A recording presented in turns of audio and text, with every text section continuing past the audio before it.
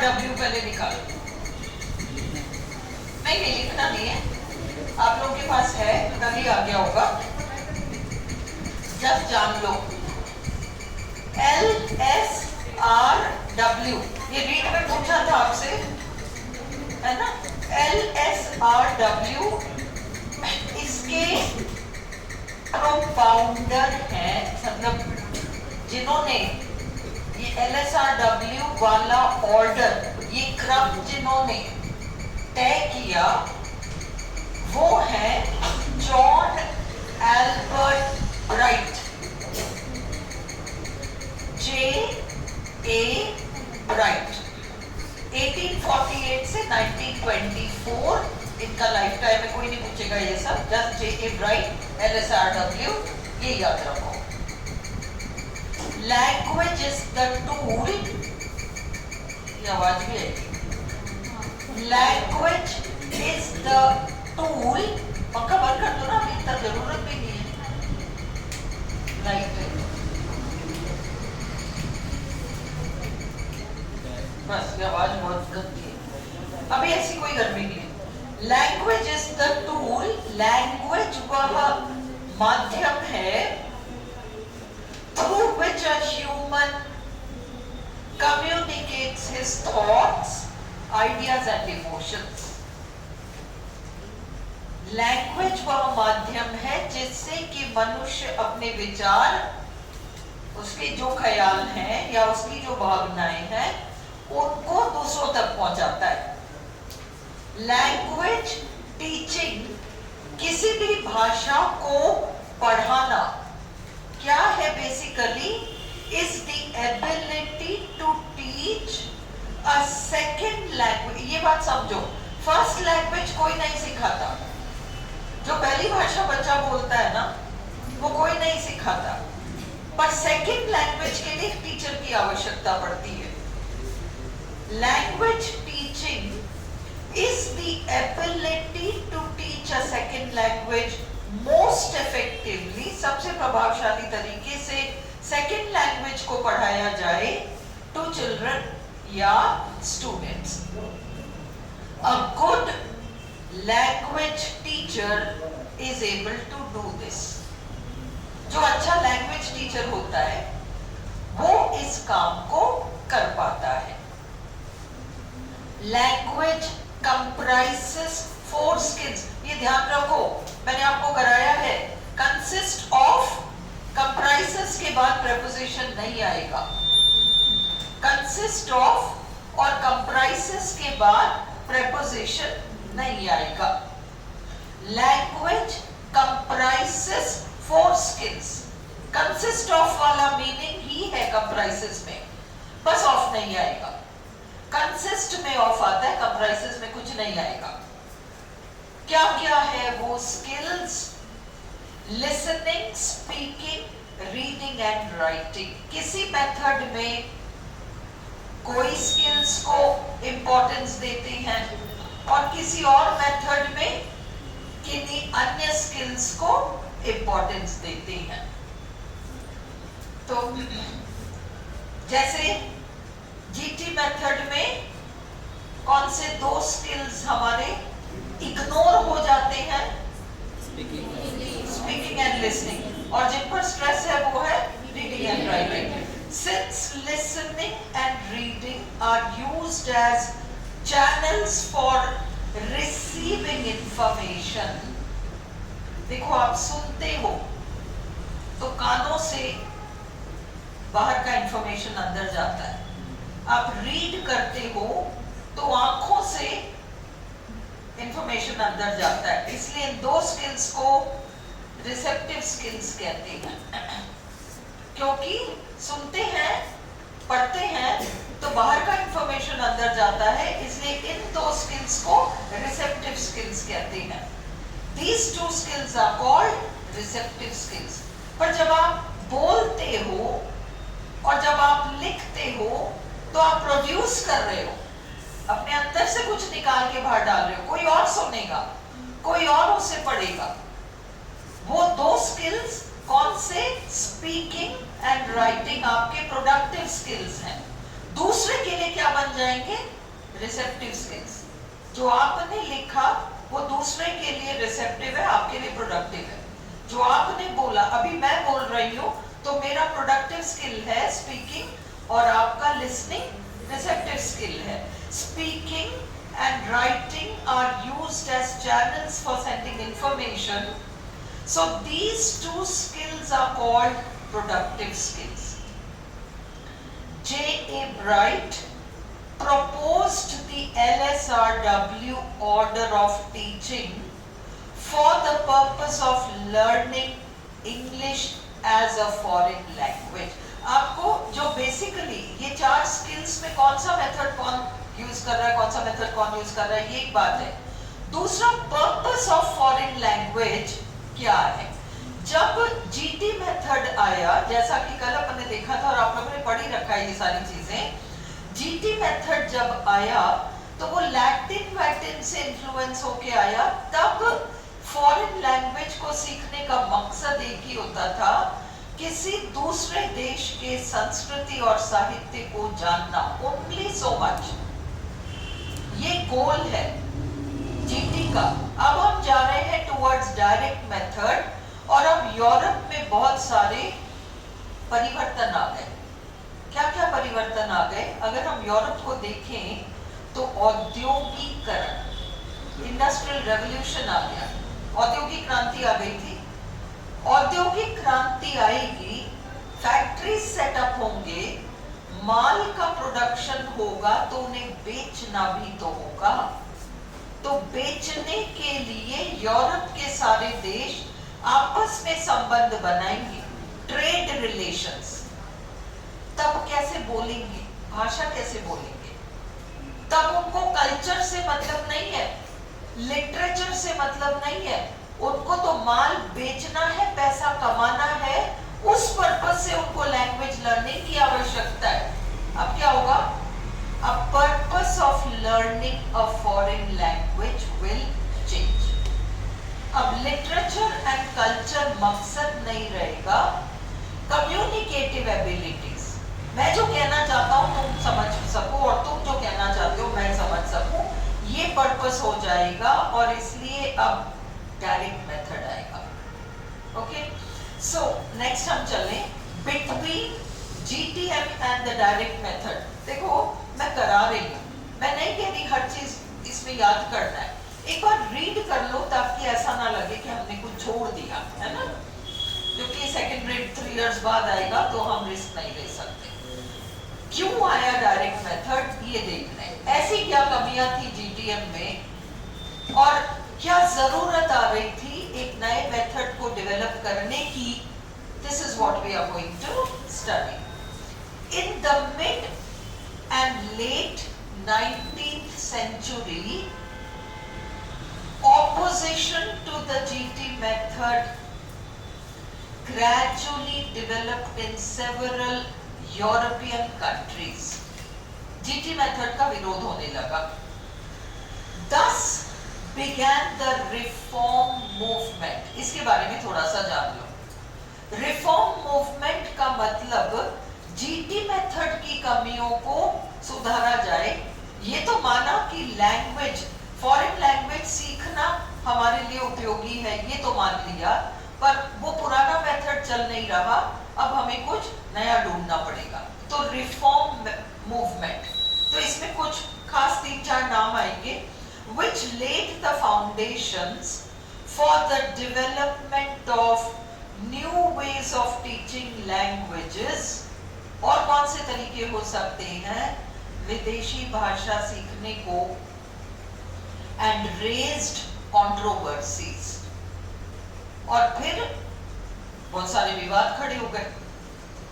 that have continued to the present day, वो विवाद आज दिन तक चल रहे हैं।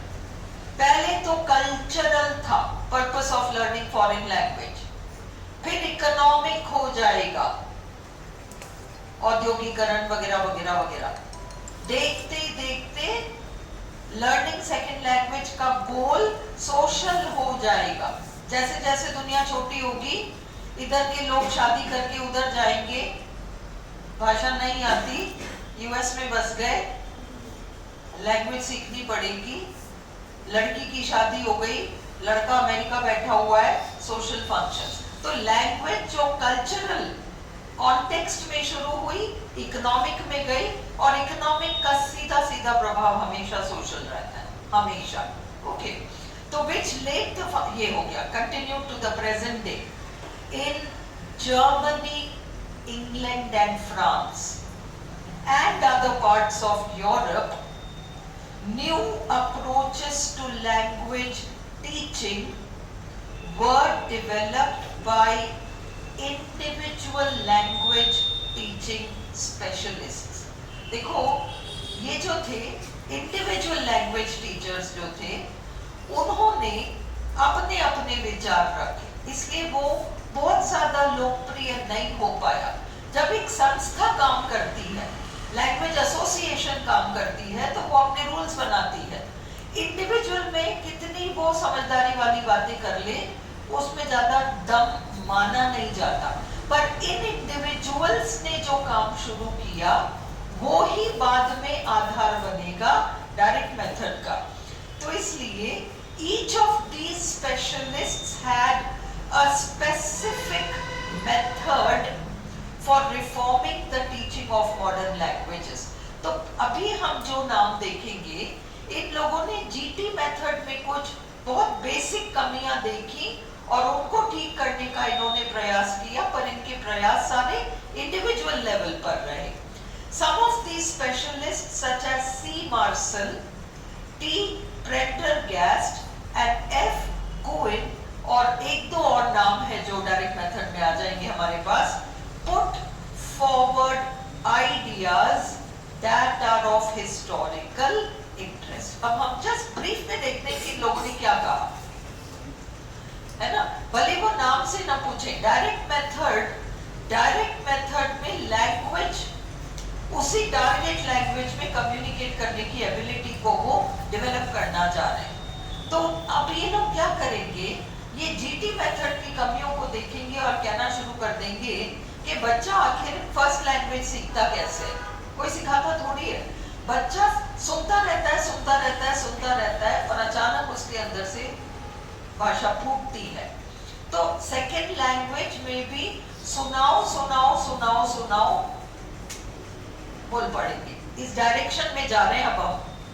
तो इसलिए द फ्रेंचमैन सी मार्सेल, मैंने ईयर ऑफ बर्थ वगैरह दे रखा है, आरबीएससी नहीं पूछेगा आपसे, referred to child language learning as a model for language teaching। बच्चा फर्स्ट लैंग्वेज कैसे सीखता है, ये फर्स्ट मॉडल बना। He emphasized, मार्सेल ने इस बात पर जोर दिया, the importance of meaning in learning। रटंत विद्या नहीं, समझे तो सही कि क्या याद कर रहे हैं। And proposed that reading be taught before other skills। अब इसने रीडिंग को इंपॉर्टेंस दी है।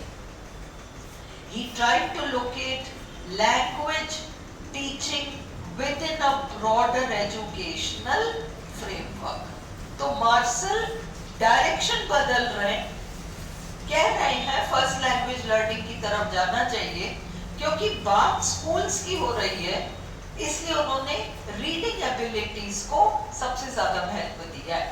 अगला, the Englishman T Prendergast 1806 to 1886, कोई ईयर नहीं पूछेगा, was one of the first to record the observation। सबसे पहले उन्होंने कहा that children use contextual and situational cues to interpret utterances। कल अपन ने जो देखा था ना, turning the handle, हैंडल तो सबको समझ में आता है, टर्निंग द हैंडल उस एक्शन से डेमोन्स्ट्रेट हो गया कि इसका, उस शब्द का मीनिंग क्या है।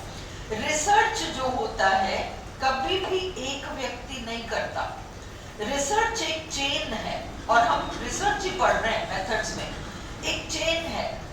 पिछले ने यहाँ तक काम किया, जीटी ने यहाँ तक काम किया, अब जीटी पर जो लोग अपने विचार क्रिटिसिज्म जताएंगे उसमें किसी ने यहाँ तक काम किया फिर छोड़ दिया, अगला यहाँ से उठाएगा और यहाँ तक काम करेगा और फिर यहाँ से अगला उठाएगा और यहाँ तक ले जाएगा, फिर फाइनली दोनों तीनों के फाइंडिंग्स को लेकर एक नया मेथड आ जाएगा। तो इसलिए he developed, sorry, the French, कहाँ थे हम? हाँ, Englishman जो है, he proposed the first structural syllabus। कह रहा है structural syllabus तो होना चाहिए, structures तो काम आते हैं।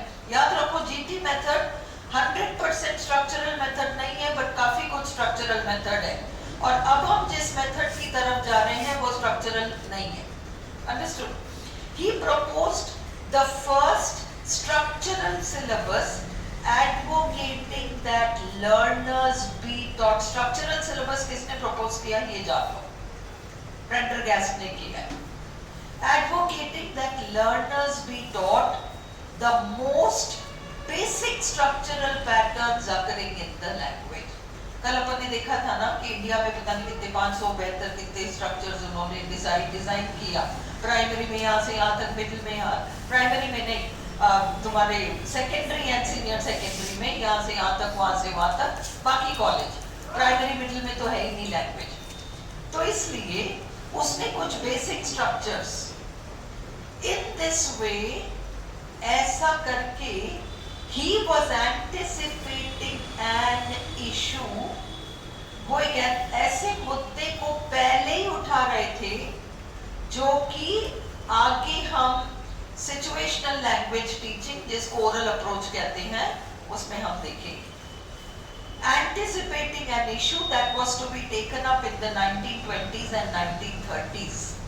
Okay, oral approach और situational language teaching।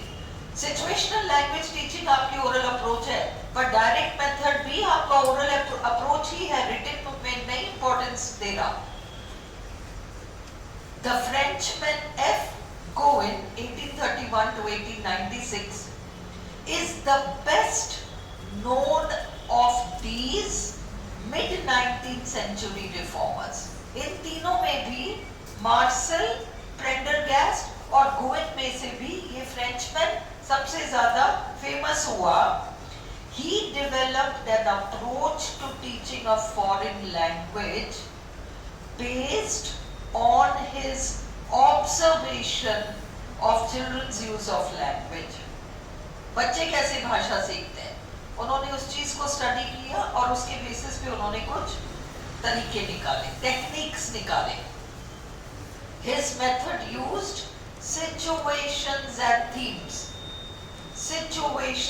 themes to organize and present oral language, the famous Goen series। अब इस Goen series से डायरेक्ट मेथड वाला जो है, डायरेक्ट मेथड में जैसे शॉपिंग करने जाएंगे तो किस तरह की लैंग्वेज यूज करेंगे, रेलवे स्टेशन जाएंगे या ट्रेन में बैठेंगे तो किस तरह की, ये सिचुएशन ही तो है, ये गोइन ने यही तो बनाया है, उसी को वो लोग फॉर्मल बना देंगे।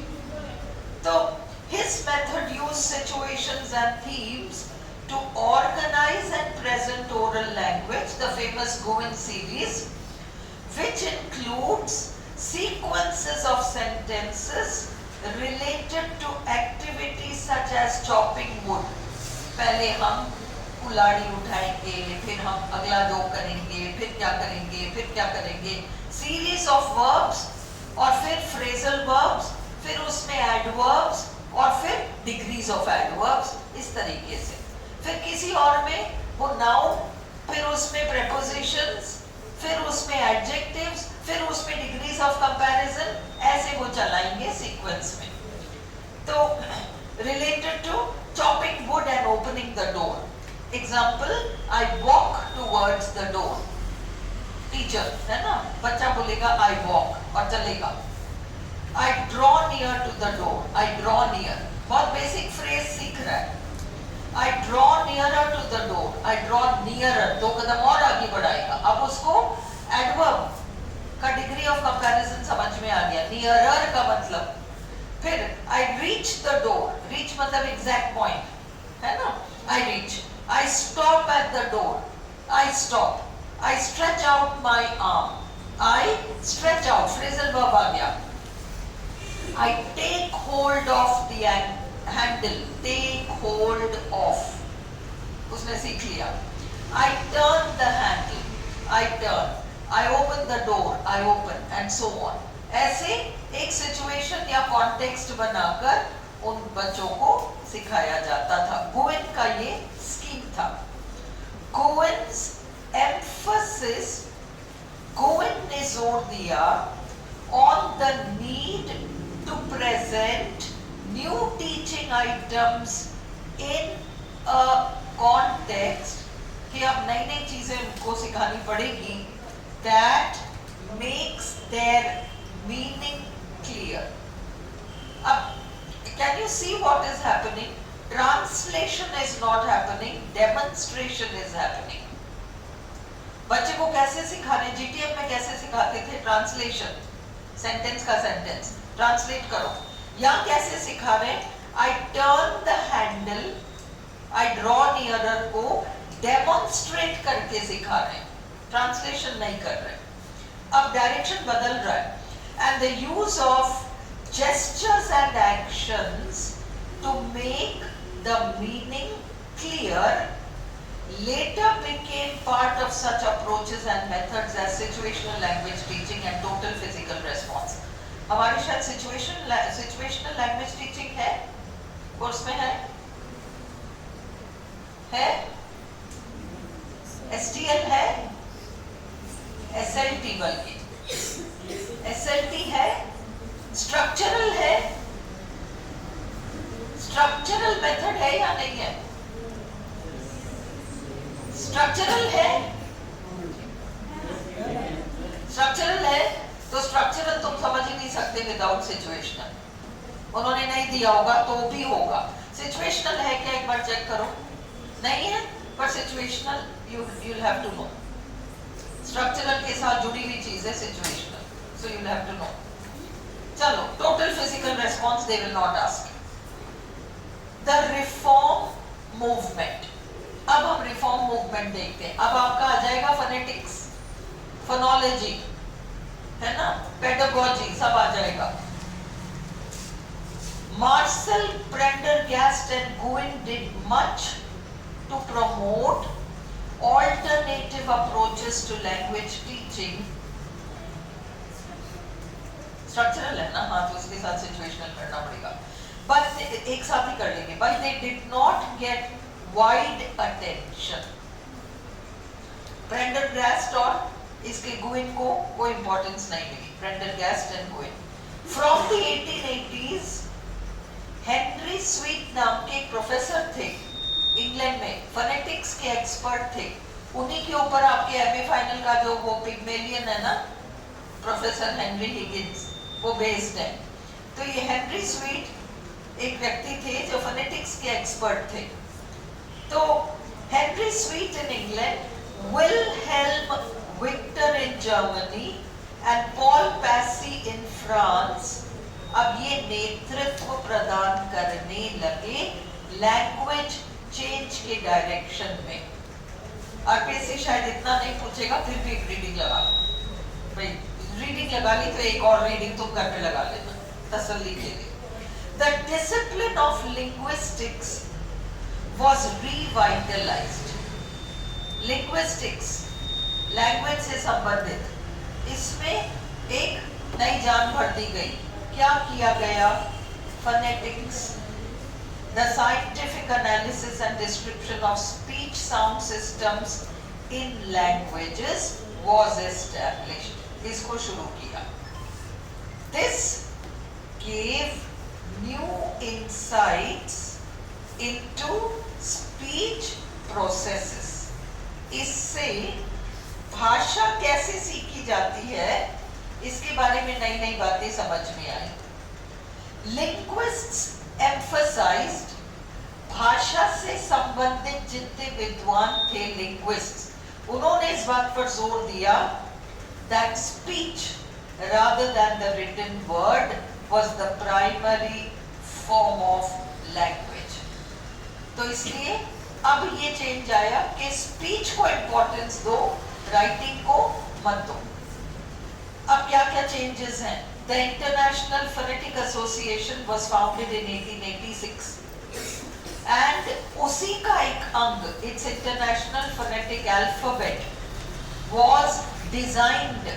और ये आपको पता है कि इंटरनेशनल फोनेटिक अल्फाबेट क्या है ना? दुनिया भर के सारे जो स्पीच साउंड्स हैं उनका एक बैंक है, bank of all the sound systems of the world, to enable the sounds of any language to be accurately transcribed. ये clear है? सारे speech sounds record हो गए। One of the earliest goals of the association, IPA का, was to improve the teaching of modern languages. तो IPA ने क्या सुझाव दिया? It advocated the study of the spoken language. Spoken language, है ना? ये कैसे डेवलप कर दी जाए? Phonetic training in order to establish good pronunciation habits. उच्चारण का ध्यान शुरू से रखा जाए। डायरेक्ट मेथड में लेसन पढ़ाते वक्त ही उच्चारण पर ध्यान देंगे, ये नहीं कि लेसन कंप्लीट हो गया फिर उच्चारण करवा रहे हैं। पढ़ाते पढ़ाते ही they will pay attention to pronunciation.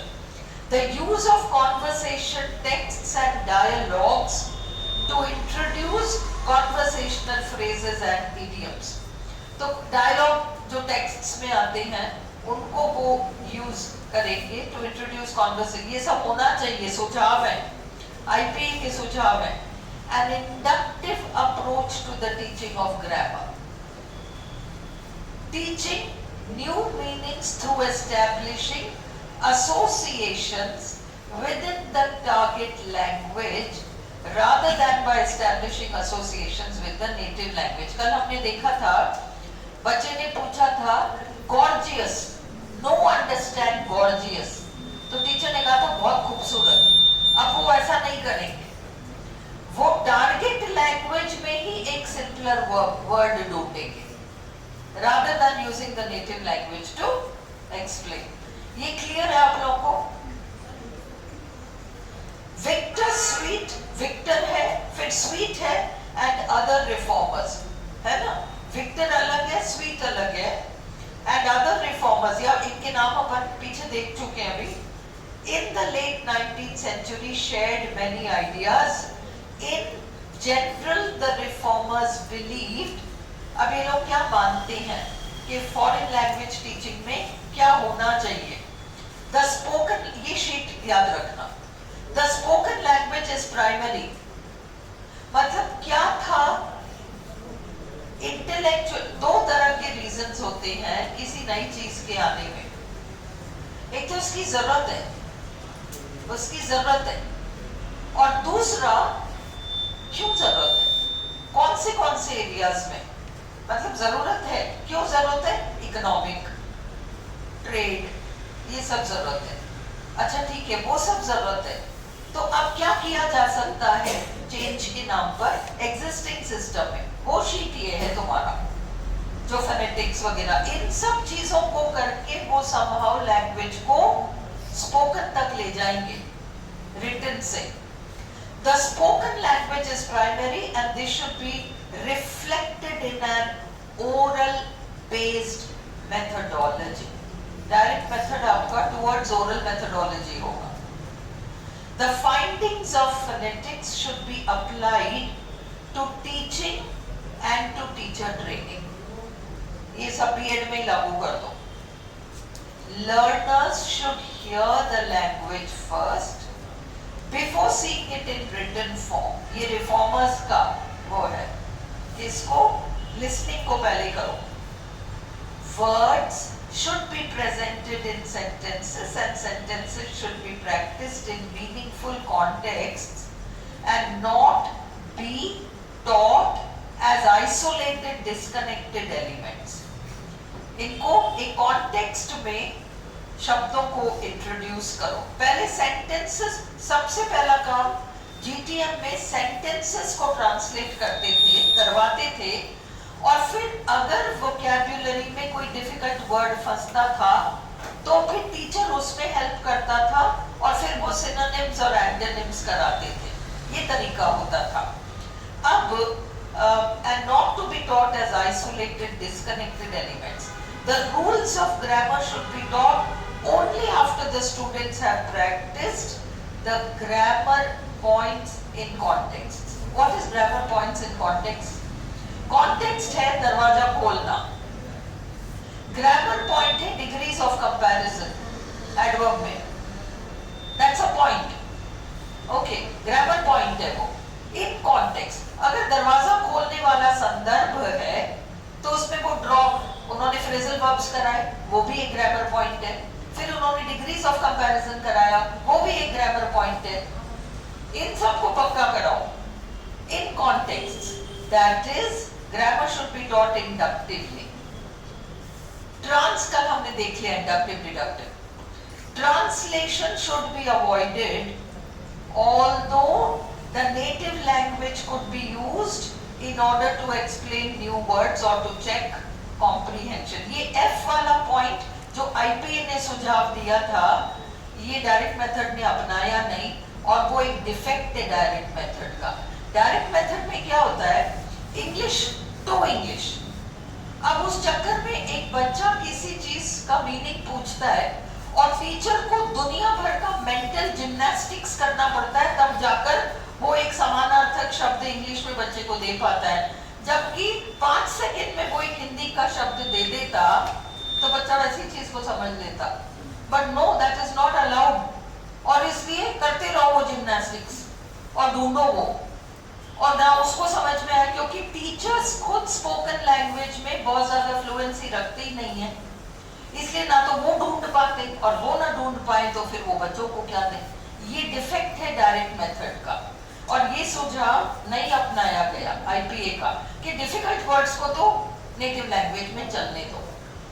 तो the ideas put forward by members of the reform movement ये सारे सुझाव दे रहा है ना, IPA भी एस्टैब्लिश हो गया।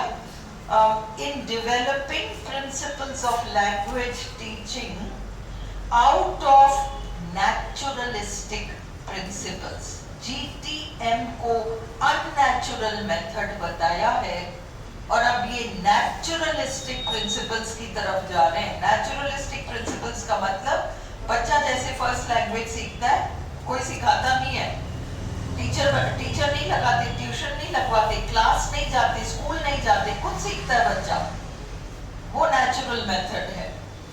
सो principles of language learning such as those seen in first language acquisition to get it, prapti, this led to natural methods and ultimately led to the development of the direct method। ये clear है? अब तुम ये background में केवल economic और वो वाले रीजंस, एक ही शीट है, इसको देख लो और ये याद रखो, क्योंकि ये रीजंस हैं जिसकी वजह से डायरेक्ट मेथड आया है। इन द मिड होगा आपके पास, ये कैसे हो सकता है कि नहीं आया? आज आया है ना, है? कैसे करें आप? कहाँ तक आता है?